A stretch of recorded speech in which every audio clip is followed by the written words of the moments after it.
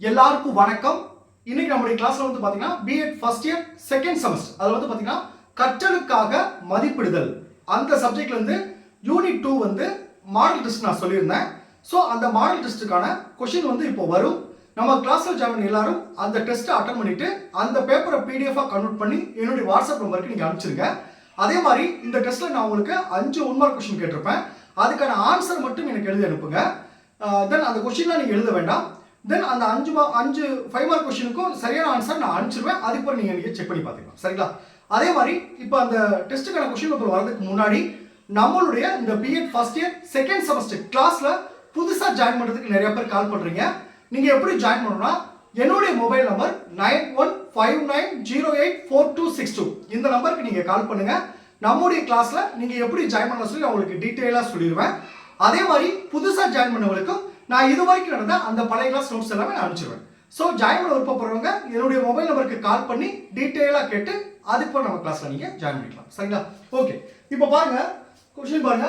இப்போ கற்றலுக்காக மதிப்பிடுதல் unit 2 total mark வந்து 35 மார்க். டைம் வந்து 1.5 மணி நேரம். நான் மறுபடியும் சொல்கிறேன், இந்த டைம் வந்து நீங்கள் இப்பயே ப்ராக்டிஸ் பண்ணாதான் எக்ஸாமுக்கு வந்து அந்த டைமுக்குள்ளே முடிக்கிறதுக்கு உங்களுக்கு ஈஸியாக இருக்கும். நீங்கள் எதுவும் ப்ராக்டிஸ் பண்ணாமல் டேரெக்டாக எக்ஸாம் எழுதுனா அந்த டைம் மேனேஜ்மெண்ட் வராது. ஸோ அதனால தான் இந்த மாடல் டெஸ்ட் நான் வைக்கிறேன். சரிங்களா? அதே மாதிரி இந்த மாடல் டெஸ்ட் கம்பல்சரி அட்டன் பண்ண சார்னா நல்லா கவனிச்சுங்க. இது உங்களுடைய ப்ராக்டிஸ்க்காக தான். நீங்கள் எழுதுனீங்கன்னா உங்களுக்கு ரொம்ப ரொம்ப உதவியாக இருக்கும். சரிங்களா? ஓகே, இப்போ ஃபர்ஸ்ட் 1 மார்க் கொஸ்டின் பார்ப்போம். 5 கொஸ்டின் கேட்டிருக்கேன், 5 மார்க். ஃபர்ஸ்ட் கொஸ்டின் பாருங்க. கற்றலுக்கான மதிப்பீட்டின் முதன்மையான நோக்கம் என்ன? சரிங்களா? அதாவது primary focus of assessment for learning, அதாவது முதன்மையான நோக்கம் என்ன? நான் ஆன்சர் பார்த்தீங்கன்னா ஆப்ஷன் ஏ பாருங்க, மாணவர்களுக்கான தரங்களை ஒதுக்குதல். பி பாருங்க, மாணவர்களின் செயல்திறனை ஒருவரோடு ஒருவர் ஒப்பிடுதல். சி பாருங்க, கற்பித்தல் மற்றும் கற்றலை மேம்படுத்த மதிப்பீட்டு தரவுகளை பயன்படுத்துதல். டி வந்து பாருங்க, தோல்வி அடையும் மாணவர்களை அடையாளம் காணுதல். இதுக்கான ஆன்சர் மட்டும் நீங்க எழுதிக்கங்க. சரிங்களா? செகண்ட் கொஸ்டின் பாருங்க. பின் வருவனவற்றுள் எது பயனுள்ள கற்றலுக்கான மதிப்பீட்டின் முக்கிய பண்பு? பின் வருவனவற்றுள் எது பயனுள்ள கற்றலுக்கான முக்கிய பண்பு? ஆப்ஷன் ஏ பாருங்க, இது தொகுத்தறிதல் மற்றும் ஒரு அலகு முடிவில் மட்டுமே நடத்தப்படுகிறது. ஆப்ஷன் பி பாருங்க, இது மதிப்பீட்டு செயல்பாட்டில் மாணவர்களை தீவிரமாக ஈடுபடுத்துகிறது. ஆப்ஷன் சி பாருங்க, பின்னூட்டம் முக்கியமான தவறுகளை அடையாளம் காண்பதில் கவனம் செலுத்துகிறது. ஆப்ஷன் டி பாருங்க, மதிப்பீட்டு பணிகள் தரப்படுத்தப்பட்டவை மற்றும் அனைத்து மாணவர்களுக்கும் ஒரே மாதிரியானவை. இதுக்கான ஆன்சர் மட்டும் எழுதுங்க. அடுத்து தேர்ட் கொஸ்டின் பாருங்க. கற்றலுக்கான மதிப்பீட்டில் பின்னூட்டத்தின் பங்கு என்ன? பின்னூட்டம் ஃபீட்பேக். சரிங்களா? Feedback in assessment for learning. இதுல ஆப்ஷன் ஏ பாருங்க, மாணவர் செயல்திறன் குறித்த இறுதி தீர்ப்பை வழங்குதல்.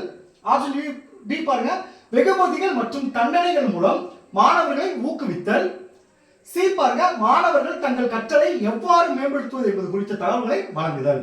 டி பாருங்க, மாணவர்களை அவர்களின் சாதனைகளின் வரிசையில் தரவரிசைப்படுத்துதல். ஆன்சர் மட்டும் எழுதிக்கங்க. அடுத்து ஃபோர்த் கொஸ்டின் பாருங்க. பின் வரும் மதிப்பீட்டு முறைகளில் எது கற்றலுக்கான மதிப்பீட்டு கொள்கையுடன் மிகவும் ஒத்துப்போகிறது? ஏ பாருங்க, ஆப்ஷன் ஏ பாருங்க, அதிக முக்கியத்துவம் வாய்ந்த இறுதி தேர்வு. 2 பாருங்க, விளக்கமான பின்னூட்டத்துடன் கூடிய வழக்கமான குறைந்த முக்கியத்துவம் வாய்ந்த வினாடி வினாக்கள். ஆப்ஷன் சி பாருங்க, ஆண்டுதோறும் நடத்தப்படும் தரப்படுத்தப்பட்ட தேர்வுகள். ஆப்ஷன் டி பாருங்க, பலவீனங்களை அடையாளம் காண்பதில் மட்டுமே கவனம் செலுத்தும் ஆசிரியரின் கணிப்பு. அடுத்து 5th கொஸ்டின் பாருங்க. சுய மதிப்பீடு மற்றும் சக மதிப்பீடு ஆகியவை கற்றலுக்கான மதிப்பீட்டின் முக்கிய கூறுகள் ஏனெனில் அவை முக்கிய கூறுகள் ஏனெனில் அவை என்ன அப்படின்னு சொல்லி கேட்டிருக்காங்க. இதுல ஆப்ஷன் ஏ பாருங்க, ஆசிரியரின் பணிச்சுமையை கணிசமாக குறைக்கின்றது. ஆப்ஷன் பி பாருங்க, முக்கியமாக மாணவர்கள் பணியில் உள்ள தவறுகளை அடையாளம் காண்பதில் கவனம் செலுத்துகின்றது. சி பாருங்க, மாணவர்கள் அறிவாற்றல் திறன்களை வளர்க்கவும் கற்றல் இலக்குகளை புரிந்து கொள்ளவும் உதவுகின்றது. டி பாருங்க, மிகவும் புறநிலை மற்றும் நம்பகமான தரங்களை வழங்குகின்றது. இந்த 5 கொஸ்டின் ஆன்சர் மட்டும் எழுதிக்கங்க. அடுத்து பார்ட் பி பாருங்க, 3 கொஸ்டின் கொடுத்திருப்பேன். அதுல நீங்க 2 எழுதினா போதும், ஒரு கொஸ்டின் சாய்ஸ் இருக்கு. சரிங்களா? ஃபர்ஸ்ட் 6th கொஸ்டின் பாருங்க. சான்று அடிப்படையிலான மதிப்பீடு எனும் கருத்தை விளக்குக. சான்று அடிப்படையிலான மதிப்பீடு எனும் கருத்தை விளக்குக.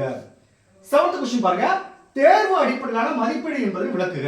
தேர்வு அடிப்படையிலான மதிப்பீடு என்பதை விளக்குக.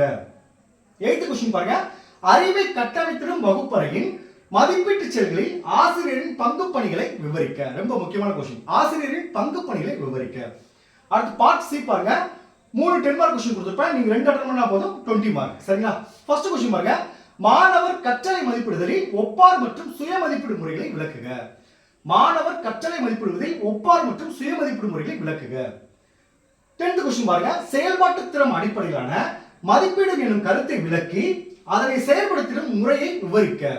செயல்பாட்டு திறன் அடிப்படையிலான மதிப்பீடு எனும் கருத்தை விளக்கி அதனை செயல்படுத்தும் முறையை விளக்குக. லாஸ்ட் கொஸ்டின் பாருங்க. மாணவர்களது கற்றலை மதிப்பிடுவதற்கான வகுப்பறை நடைமுறைகளை குறிப்பிடுக.